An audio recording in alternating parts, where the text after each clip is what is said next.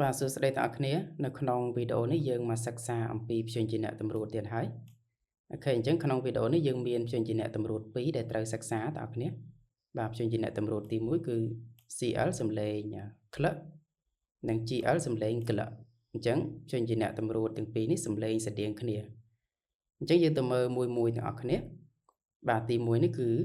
ក្លឹកតើគ្នាមកមើលពាក្យឧទាហរណ៍របស់យើងមកយើងមានសំឡេងក្លឹក A នេះស្រៈ A double S ណាយើងអានថា class អូខេ class យើងសំដៅលើថ្នាក់រៀនទាំងអស់គ្នាមកមើលពាក្យបន្តទៀតមកអញ្ចឹង CL សំឡេងក្លឹក UE នេះស្រៈ U ណាយើងអានថា clue អូខេ clue យើងសំដៅលើសញ្ញាដែលប្រាប់ផ្លូវណាអូខេយើងមកមើលសំឡេងក្លឹកវិញម្ដងបងប្អូនអញ្ចឹង GL នេះមានសំឡេងក្លឹកយើងមកមើលពាក្យឧទាហរណ៍ GL ក្លឹក A នេះ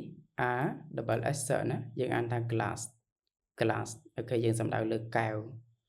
យើងមកមើលពាក្យរបស់យើងមួយទៀតក្លឹក UE នេះស្រៈ U ណាក្លឹក U glue យើងសំដៅលើកែវវិញអញ្ចឹងព្យញ្ជនៈតម្រួតនៅក្នុងវីដេអូនេះយើងសិក្សាពីចំណុចទាំងអស់គ្នាគឺ CL មានសំឡេងក្លឹកនិង GL មានសំឡេងក្លឹកអញ្ចឹងទាំងពីរនេះមានសំឡេងស្រដៀងគ្នាណា